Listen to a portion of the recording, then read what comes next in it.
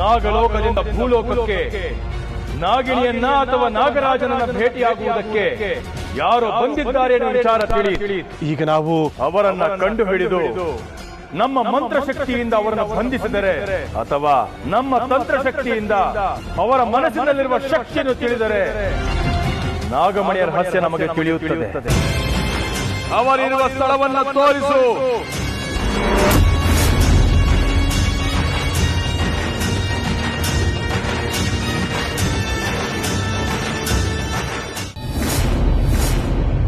ಗುರುಗಳೇ, ಶಿವಾನಿ ನಮ್ಮ ಲೋಕದ ಪ್ರತಿನಿಧಿ.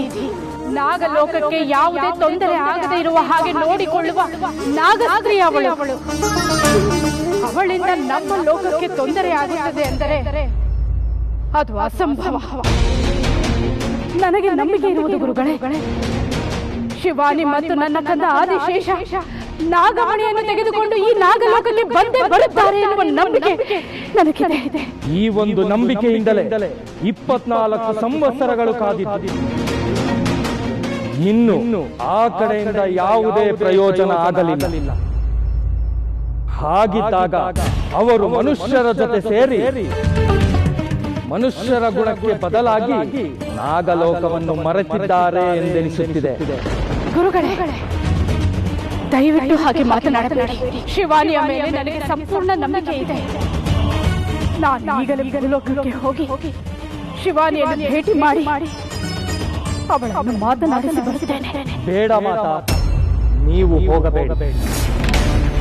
ಯಾಕೆಂದರೆ ನೀವು ಆದಿಶೇಷನ ತಾಯಿ, ಶಿವಾನಿಗೆ ಅತ್ತೆ. ಅವಳ ಹೊಟ್ಟೆಯಲ್ಲಿ ನಾಗಲೋಕದ ಕುಡಿ ಇದೆ. ಅದರಿಂದ ಮಮಕಾರ, ವಾತ್ಸಲ್ಯ, ಪ್ರೀತಿ ಚಿಗುರುತ್ತದೆ. ಅವರ ಜೊತೆ ಮಾತನಾಡಲು ತಡೆಯಾಗುತ್ತದೆ. ಹಾಗಾಗಿ ನಾನೇ ನೋಡಿ ಬರುತ್ತೇನೆ. ಆಗಲಿ ಗುರುಗಳೇ, ಪರಮೇಶ್ವರನ ಕೃಪೆಯಿಂದ ಎಲ್ಲವೂ ಒಳಿತಾದರೆ ಅಷ್ಟೇ ಸಾಕು.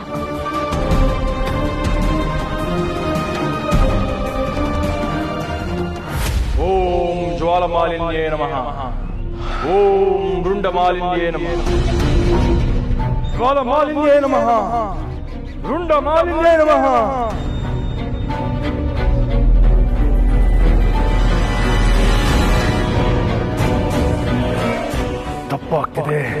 ತಪ್ಪಾಗ್ತಿದೆಯಲ್ಲ. ಏನಾಯ್ತು ಗುರುಗಳೇ, ಏನಾಯ್ತು? ಗೊತ್ತಾಗ್ತಿಲ್ಲ ದಿಗ್ವಿಜಯ, ಗೊತ್ತಾಗ್ತಿಲ್ಲ. ಮುಂದಿನ ಎಲ್ಲಾ ದಾರಿಗಳು ಮುಚ್ಚೋಗಿವೆ. ಕಣ್ಣು ತೆರೆದರೆ ಬರೀ ಕತ್ತಲು. ಮುಂದಿನ ಉತ್ತರವೇ ಸಿಗುತ್ತಿಲ್ಲ. ಯಾರಿಂದ ಉತ್ತರ ಸಿಗುತ್ತೆ ತಿಳಿಯುತ್ತಿಲ್ಲ. ನಾನೊಂದಷ್ಟು ವಿಷಯಗಳನ್ನು ತಿಳಿದು ಅದರ ಮೇಲೆ ಮಂತ್ರ ಪ್ರಯೋಗ ಮಾಡಿದಾಗ ತಾಯಿ ಜ್ವಾಲಮಾಲಿನಿ ಅದಕ್ಕೆ ಬೆಂಬಲ ಕೊಡುತ್ತಾಳೆ, ಸಹಾಯ ಮಾಡುತ್ತಾಳೆ, ಎಲ್ಲ ದಾರಿಗಳನ್ನು ತೋರುತ್ತಾಳೆ. ಆದರೆ ಈಗ ಎಲ್ಲ ದಾರಿಗಳು ಮುಚ್ಚಿ ಹೋಗಿವೆ. ಏನು ಮಾಡಬೇಕು ತಿಳಿಯುತ್ತಿಲ್ಲ. ಹಾಗಾದ್ರೆ ನಮ್ಮ ಮುಂದಿನ ದಾರಿ ಏನ್ ಮಾಡಬೇಕು ಗೊತ್ತಾಗ್ತಿಲ್ಲ. ಇಚ್ಛಾ ದಾರಿ ನಾಗಗಳಿಗೆ ನಾಗಲೋಕದಿಂದ ಸಂವಹನ ನಡೆದು ಸೂಚನೆಗಳು ಬರ್ತಾ ಇವೆ.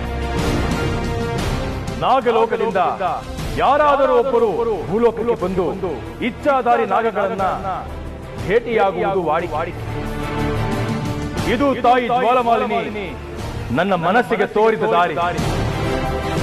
ತಾಯಿ ಹತ್ರ ಬೇಡಿಕೊಂಡಾಗ ಅವಳು ಹೇಳಿದ ವಿಚಾರವೇನೆಂದರೆ, ನಾಗಲೋಕದಿಂದ 1-2 ದಿನಗಳಲ್ಲಿ ಯಾರಾದರೊಬ್ಬರು ಬಂದು ನಾಗರಾಜನನ್ನ ಅಥವಾ ನಾಗಿಣಿಯನ್ನ ಭೇಟಿಯಾಗುವ ಸಾಧ್ಯತೆ ಇದೆ. ಅವರನ್ನ ನಮ್ಮ ಶಕ್ತಿಯಿಂದ ಬಂಧಿಸಿದರೆ ನಾಗಮಣಿಯ ರಹಸ್ಯ, ನಾಗರಾಜನ ರಹಸ್ಯ ಎಲ್ಲವೂ ನಮಗೆ ತಿಳಿಯುತ್ತದೆ. ಇದು ತಾಯಿ ಜ್ವಾಲಮಾಲಿನಿಯಿಂದ ಬಂದಿರುವ ಸೂಚನೆ. ನೀವು ಹೇಳ್ತಿರೋದೇನೋ ಸರಿ ಗುರುಗಳೇ, ಆದ್ರೆ ನಾಗಲೋಕದಿಂದ ಬಂದವ್ರ ಬಗ್ಗೆ ನಮಗೆ ಹೇಗೆ ಗೊತ್ತಾಗುತ್ತೆ? ಅದನ್ನು ತಿಳ್ಕೊಳ್ಳೋದು ಹೇಗೆ? ಅದಕ್ಕೂ ಒಂದು ಮಾರ್ಗವಿದೆ.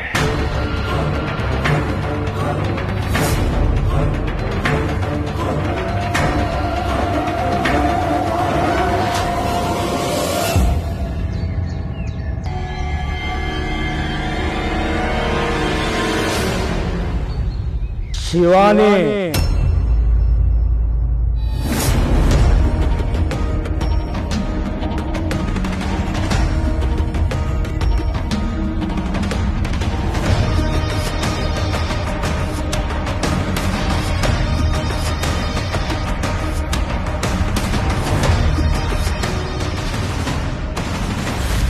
ಕೃಷ್ಣೆ ಅವಳು ಇದೇ ದಾರಿಯಲ್ಲಿ ಹೋದ್ಲಲ್ವಾ?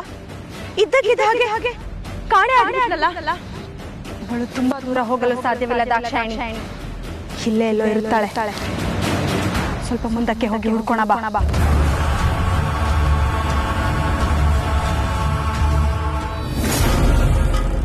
ಏನಿದು ಉದ್ದಟತನ, ಏನಿದು ಅಧಿಕ ಪ್ರಸಂಗ? ಭೂಲೋಕಕ್ಕೆ ಬಂದು ಮನುಷ್ಯರ ವೇಷ ಧರಿಸಿದ ತಕ್ಷಣ ನರಮಾನವರ ಕೆಟ್ಟತನ ದುರಾಂಕಾರ ನಿನ್ನ ಮೈ ಸೇರಿಸೆ.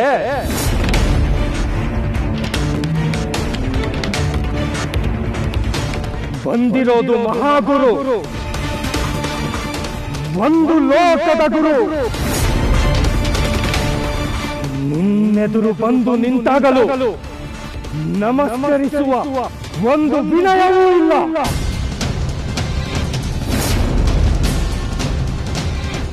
ಏಕೀಗೆ ನೋಡುತ್ತಿರುವೆ? ಗುರುವಿನ ಮಾತು ಮಾತಲ್ಲವೇ? ಏಕಿಷ್ಟು ತಾತ್ಸಾರ? ಅಲ್ಲ, ಏನ್ ಮಾತಾಡ್ತಾ ಇದ್ದೀರಾ ನೀವು? ಯಾರ್ ನೀವು? ನನ್ನನ್ನೇ ಯಾರೆಂದು ಕೇಳುವೆಯಾ? ಅಹಂಕಾರಿ, ದುರಾಂಕಾರಿ. ಅಲ್ಲ, ಇಲ್ಲಿರೋದು ನಾವಿಬ್ರೆ. ಯಾರನ್ನ ಕೇಳೋಕ್ ಸಾಧ್ಯ? ನಿಮ್ಮನ್ನೇ ಕೇಳ್ತಾ ಇರೋದು. ಯಾರ್ ನೀವು? ಯಾಕೇನೇನೋ ಮಾತಾಡ್ತಾ ಇದ್ದೀರಾ? ನೀವ್ ಯಾರು ಅಂತಾನೆ ಗೊತ್ತಿಲ್ಲದೆ ನೀವ್ ಹೇಳಿದಕ್ಕೆಲ್ಲ ತಲೆ ಆಡ್ಸಕ್ಕಾಗತ್ತಾ? ಅಲ್ಲ, ಯಾವ ಮಠದ ಸ್ವಾಮಿಗಳು ನೀವು? ನಿಮಗೆ ಯಾಕೆ ನಾನ್ ನಮಸ್ಕಾರ ಮಾಡ್ಬೇಕು? ಉದ್ದಟತನ, ಅವಿವೇಕಿ. ನಿನಗೆ ನಾನು ಯಾರು ಎಂಬುದು ಗೊತ್ತಿಲ್ಲವೇ? ಆ ಲೋಕದಿಂದ ಈ ಲೋಕಕ್ಕೆ ಯಾರೇ ಬಂದರೂ ಬದಲಾಗಬಹುದು, ಆದರೆ ನೀನು ಬದಲಾಗುತ್ತೀಯಾ ಅಂದುಕೊಂಡಿರಲಿಲ್ಲ.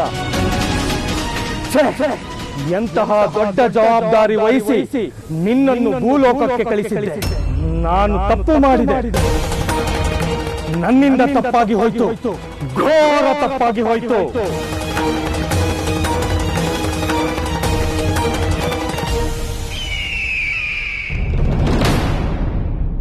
ಕೃಷ್ಣೆ, ಅಲ್ಲಿ ನೋಡು.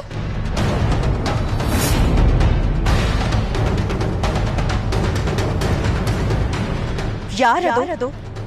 ನೋಡೋದಕ್ಕೆ ಅವನು ಸಾಮಾನ್ಯವಾದ ಮನುಷ್ಯ ತರ ಕಾಣ್ತಾ ಇಲ್ವಲ್ಲ? ಅವಳು ಇದ್ದಕ್ಕಿದ್ದ ಹಾಗೆ ಮನೆಯಿಂದ ಹೊರಟಿದ್ದು ಇಲ್ಲಿ ಬಂದು ಇವನ ಬಳಿ ಮಾತನಾಡುತ್ತಿರುವುದನ್ನು ನೋಡುತ್ತಿದ್ದಾರೆ. ಏನೋ ಅನುಮಾನಕ್ಕೆ ವ್ಯಕ್ತವಾಗುತ್ತಾ ಇದೆ.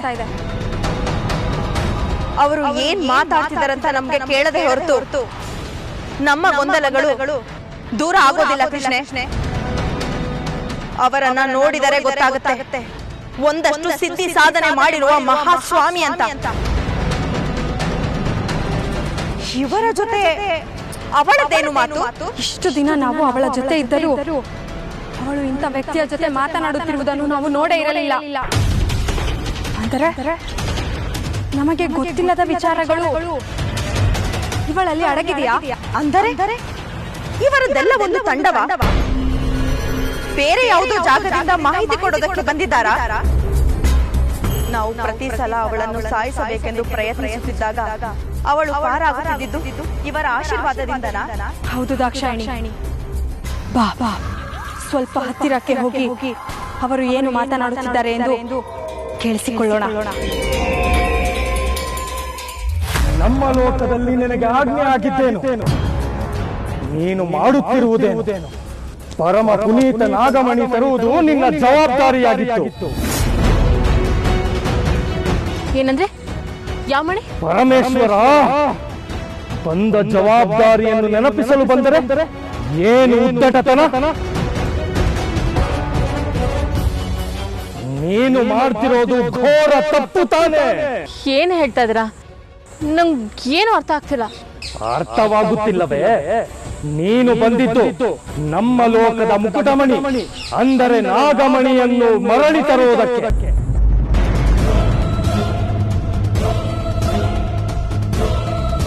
ಆದರೆ ನೀನೇನು ಮಾಡಿದೆ? ಆದಿಶೇಷನ ಹೊಟ್ಟೆಯಲ್ಲಿರಬೇಕಾದ ನಾಗಮಣಿಯನ್ನು ನಿನ್ನಲ್ಲೇ ಇಟ್ಟುಕೊಂಡು ಎಲ್ಲವನ್ನು ಮರೆತು ಸಾಮಾನ್ಯ ಮನುಷ್ಯರ ಹಾಗೆ ಬದುಕುತ್ತಿರುವೆಯಲ್ಲ. ನಿನಗೇನು ಮತಿಭ್ರಮಣೆಯೇ ಅಥವಾ ಮತಿ ಭ್ರಮಣೆ ಆಗಿರುವ ಹಾಗೆ ನಟಿಸಿ ನನ್ನ ಯೋಚನೆಯ ದಾರಿ ತಪ್ಪಿಸುತ್ತಿದ್ದೀಯ. ಸ್ವಾಮಿಗಳೇ, ನಿಮ್ಮನ್ನು ನೋಡಿದ್ರೆ ಗೌರವ ಉಕ್ಕಿ ಬರ್ತಾ ಇದೆ ನಿಜ.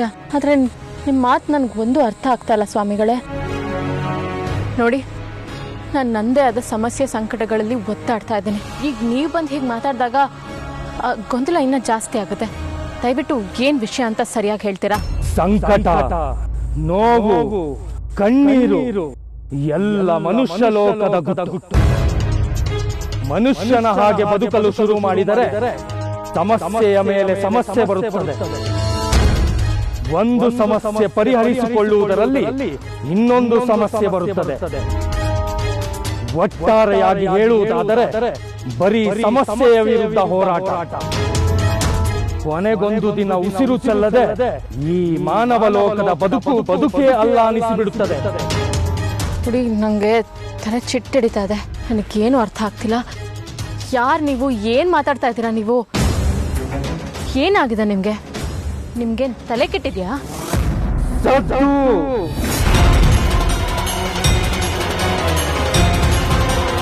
ಕೆಟ್ಟಿರುವುದು ನನ್ನ ತಲೆಯಲ್ಲ,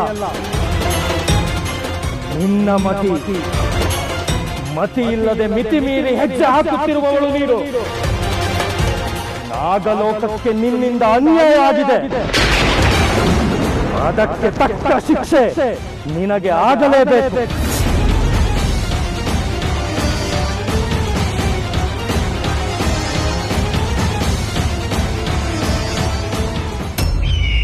ಧನ್ಯವಾದಗಳು ತಾಯೇ, ಧನ್ಯವಾದಗಳು. ನಿನಗೆ ಕೋಟಿ ಪ್ರಣಾಮಗಳು. ಗುರುಗಳೇ, ಏನಾಯಿತು? ನಾಗಲೋಕದಿಂದ ಭೂಲೋಕಕ್ಕೆ ನಾಗಿಣಿಯನ್ನ ಅಥವಾ ನಾಗರಾಜನನ್ನ ಭೇಟಿಯಾಗುವುದಕ್ಕೆ ಯಾರೋ ಬಂದಿದ್ದಾರೆ ಎನ್ನುವ ವಿಚಾರ ತಿಳಿ. ಈಗ ನಾವು ಅವರನ್ನ ಕಂಡು ಹಿಡಿದು ನಮ್ಮ ಮಂತ್ರಶಕ್ತಿಯಿಂದ ಅವರನ್ನು ಬಂಧಿಸಿದರೆ ಅಥವಾ ನಮ್ಮ ತಂತ್ರಶಕ್ತಿಯಿಂದ ಅವರ ಮನಸ್ಸಿನಲ್ಲಿರುವ ಶಕ್ತಿಯನ್ನು ತಿಳಿದರೆ ನಾಗಮಣಿಯ ರಹಸ್ಯ ನಮಗೆ ತಿಳಿಯುತ್ತದೆ. ನಾಗರಾಜ ಯಾರು ಎಂಬುದು ನಮಗೆ ತಿಳಿಯುತ್ತದೆ. ಆಗ ನಾಗಿಣಿ ಮತ್ತು ನಾಗರಾಜ ಇಬ್ಬರನ್ನು ಒಟ್ಟಿಗೆ ಸರ್ವನಾಶ ಮಾಡುವುದು ಹೇಗೆ ಎಂಬುದು ನಮಗೆ ಅರ್ಥವಾಗುತ್ತದೆ. ಹಾಗಾದ್ರೆ ಗುರುಗಳೇ, ನಾವಿನ್ನು ತಡ ಮಾಡೋ ಹಾಗಿಲ್ಲ. ಖಂಡಿತ ತಡ ಮಾಡುವ ಹಾಗಿಲ್ಲ ದಿಗ್ವಿಜಯ. ನಮ್ಮ ಮುಂದೆ ದೊಡ್ಡ ಸವಾಲಿದೆ. ಸಾಗುವ ದಾರಿ ಬಹಳ ದೂರ ಇದೆ. ನಾವು ಈಗಲೇ ಸಾಗಬೇಕಾಗಿದೆ. ನಡಿ ಹೋಗೋಣ.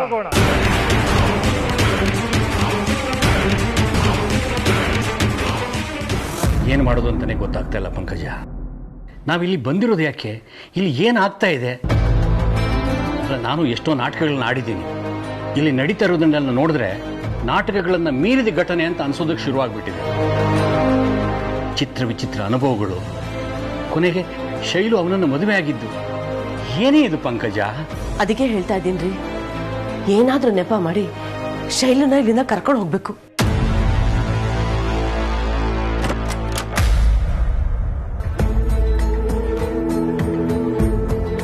ಏನೋ ಕರೆದ್ರಂತೆ.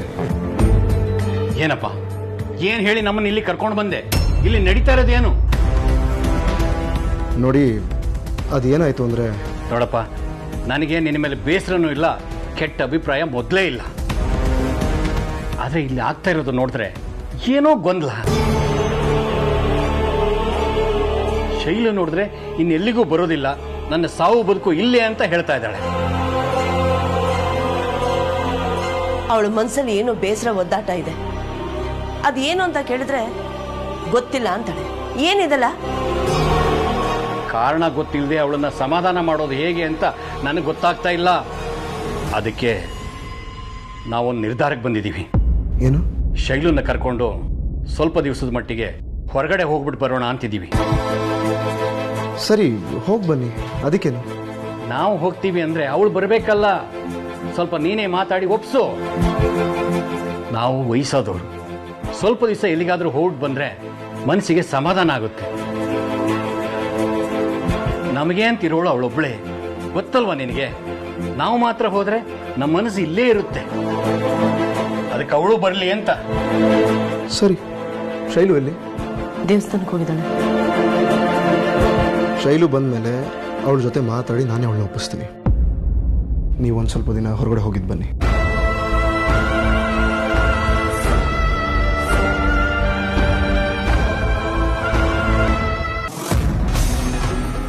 ನಿನ್ನನ್ನು ಭೂಮಿಗೆ ಕಳಿಸಿ ತಪ್ಪು ಮಾಡಿಬಿಟ್ಟೆವು.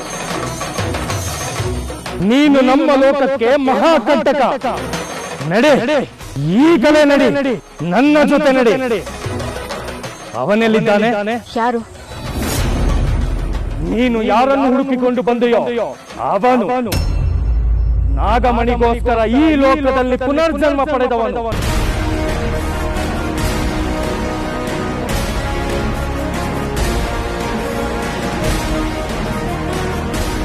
ಈ ಸ್ವಾಮಿಗಳು ಪದೇ ಪದೇ ನಾಗಲೋಕ ನಾಗಮಣಿ ಅಂತ ಹೇಳ್ತಾ ಇದಾರೆ. ತ್ರಿಶೂಲ್ ಕೂಡ ನಾಗಮಣಿ ವಿಚಾರವಾಗಿ ತಲೆ ಕೆಡಿಸ್ಕೊಂಡಿದ್ದ. ಆ ಅಘೋರಿ ಸ್ವಾಮಿಗಳು ಕೂಡ ಸೂಕ್ಷ್ಮವಾಗಿ ಇದೇ ತರ ಮಾತಾಡ್ತಾ ಇದ್ರು. ತ್ರಿಶೂಲ್ನ ಕರ್ಕೊಂಡು ಬಂದು ಇವ್ರ ಮುಂದೆ ನಿಲ್ಸ್ಬಿಟ್ರೆ ಇವರಿಬ್ರು ಮಾತಾಡ್ಕೊಂಡು ಎಲ್ಲ ಗೊಂದಲಗಳಿಗೂ ಉತ್ತರ ಸಿಗುತ್ತೆ ಅನ್ಸುತ್ತೆ. ಏನ್ ಮಾತಾಡ್ತಾ ಇದಾರೆ ಕೃಷ್ಣ ಅವರು? ಅವ್ರು ಮಾತಾಡ್ತಿರೋದು ಯಾವ್ದು ಸರಿಯಾಗಿ ಕೇಳ್ತಾನೆ ಇಲ್ವಲ್ಲ? ನಾವಿನ್ನೂ ಹತ್ರ ಹೋದರೆ ಅವರು ನಮ್ಮನ್ನು ಗಮನಿಸಿ ಬಿಡುತ್ತಾರೆ ದಾಕ್ಷಾಯಣಿ. ಅವರು ಏನು ಮಾತನಾಡುತ್ತಿದ್ದಾರೆ ಅಂತ ಗೊತ್ತಾಗ್ಬಿಟ್ರೆ ನಮ್ಮ ಎಲ್ಲ ಗೊಂದಲಗಳಿಗೂ ಉತ್ತರ ಸಿಕ್ಕಿಬಿಡುತ್ತೆ. ಏನು ಯೋಚನೆ ಮಾಡುತ್ತಿರುವೆ? ನಡಿ, ಅವನ ಹತ್ರ ನಡಿ. ಸ್ವಾಮಿಗಳೇ, ನೀವು ಸ್ವಲ್ಪ ಹೊತ್ತು ಇಲ್ಲೇ ಇರ್ತೀರಾ? ಬೇಗ ಬಂದ್ಬಿಡ್ತೀನಿ. ಎಲ್ಲಿಗೆ ಹೋಗುತ್ತಿರುವೆ? ಎಲ್ಲರ ಪ್ರಶ್ನೆಗೂ ಒಂದೇ ಕಡೆ ಉತ್ತರ ಇದೆ ಅಂದ್ರೆ ತಡ ಮಾಡೋದ್ರಲ್ಲಿ ಅರ್ಥ ಇಲ್ಲ ಸ್ವಾಮಿಗಳೇ. ನೀವಿಲ್ಲೇ ನಿಂತಿರಿ, ಎಲ್ಗೂ ಹೋಗ್ಬಿಡಿ. ನಾನೀಗ್ಲೇ ಬಂದ್ಬಿಡ್ತೀನಿ. ಹಾ, ಅಂದ್ರೆ ಇವನು ನಾಗಲಾಗ್ತವನ? ಹೌದು, ಬಂದಿರುವುದು ನಾಗಮಣಿಯ ವಿಚಾರ ಮಾತನಾಡುವುದಕ್ಕೆ.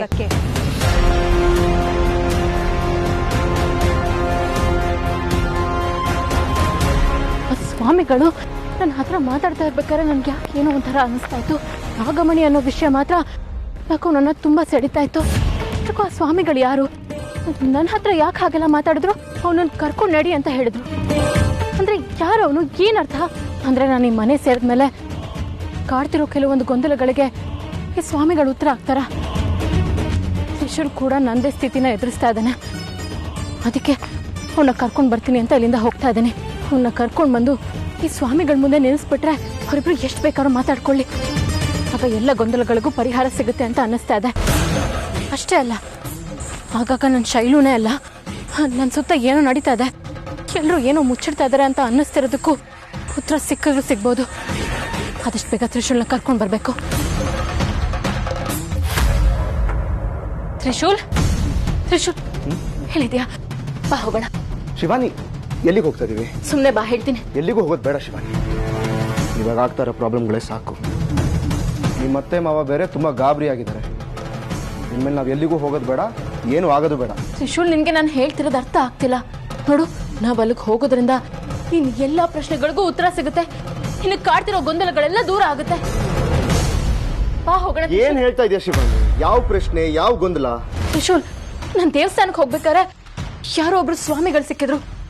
ಅವರು ನಿನ್ ಗೊಂದಲದ ಬಗ್ಗೆ ಎಲ್ಲ ಮಾತಾಡಿದ್ರು ನನ್ನ ಹತ್ರ. ಯಾವ ಗೊಂದಲದ ಬಗ್ಗೆ? ಅದೇ ನೀನು ಯಾವಾಗ್ಲೂ ನಾಗಮಣಿ ಅಂತ ಹೇಳ್ತಿರ್ತೀಯಲ್ಲ, ಅದ್ರ ಬಗ್ಗೆ. ನಿನ್ನಲ್ಲಿ ಗೊಂದಲ ಇದ್ದಿದ್ದು, ತಳಮಳ ಇದ್ದಿದ್ದು ಅದ್ರ ಬಗ್ಗೆ ತಾನೆ? ನಿನ್ನ ಸ್ವಾಮಿಗಳು ಮಾತಾಡಿದ್ದು ಅದ್ರ ಬಗ್ಗೆನೇ ತಾನೆ? ಹೌದು. ಎಲ್ಲಿದ್ದಾರೆ ಅವರು? ಅವನ್ನ ಒಂದ್ ಕಡೆ ಕಾಯೋದಕ್ಕೆ ಹೇಳಿದ್ದೀನಿ. ಬಾ ನನ್ನ ಜೊತೆ. ನನ್ನ ಪ್ರಶ್ನೆಗಳಿಗೆ ಉತ್ತರ ಸಿಗುತ್ತೆ ಅನ್ನೋದಾದ್ರೆ ನಾನು ಖಂಡಿತ ಬರ್ತೀನಿ. ರೆಡಿ? ಕಂಪನ. ಈ ಸ್ಥಳ ಕಂಪಿಸುತ್ತಿದೆ. ಅಂದರೆ ನಮಗೆ ಬೇಕಾದವರು ಇಲ್ಲೇ ಎಲ್ಲೋ ಇದ್ದಾರೆ. ಇಲ್ಲೇ ಇದ್ದಾರೆ ಅಂತ ಹೇಳಿ ಸುಮಾರು ದೂರ ಬಂದಿದ್ದೀವಿ ಈಗಾಗಲೇ. ಅಲ್ಲ, ಎಲ್ಲಿದ್ದಾರೆ? ಇನ್ನು ಎಷ್ಟು ದೂರ ಹೋಗ್ಬೇಕು? ತಾಯಿ ಜ್ವಾಲಮಾಲಿನಿ, ಸ್ಥಳವನ್ನು ತೋರಿಸು. ಅವರಿರುವ ಸ್ಥಳವನ್ನು ತೋರಿಸು.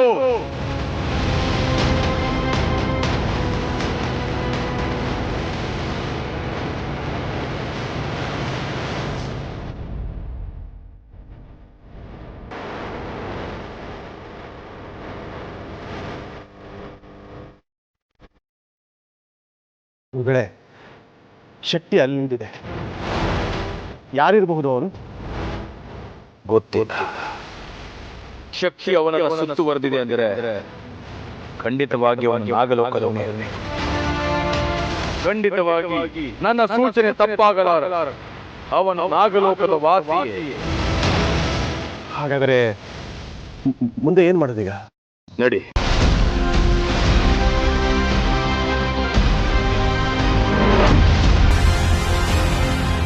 ವಶೀಕರಣ ಮಾಡಿ ಅವನನ್ನ ಬಂಧನದಲ್ಲಿರಿಸಿ ಅವನಿಂದ ಸತ್ಯ ಬಾಯಿ ಬಿಡಿಸಬೇಕು. ಆದಿಶೇಷ ಯಾರು ಅಂತ ತಿಳ್ಕೊಳ್ಬೇಕು. ಭೂಲೋಕದಲ್ಲಿ ಜನ್ಮ ಪಡೆದಿರುವ ಆದಿಶೇಷ ಯಾರು ಅಂತ ತಿಳಿದ್ರೆ ನಾಗಿಣಿಯ ನಾಶ, ನಾಗಮಣಿಯ ವಶವನ್ನ ಮಾಡ್ಕೊಳ್ಳೋದು ಸುಲಭದ ವಿಚಾರ ಅಲ್ಲ ಗುರುಗಳೇ, ಈ ಸ್ವಾಮೀಜಿ ಯಾಕೆ ಇಲ್ಲಿ ನಿಂತಿದ್ದಾರೆ? ಯಾರಿಗೋಸ್ಕರ ಕಾಯ್ತಿದ್ದಾರೆ? ಅಲ್ಲ, ಅವ್ರ ಉದ್ದೇಶ ಆದ್ರೂ ಏನು?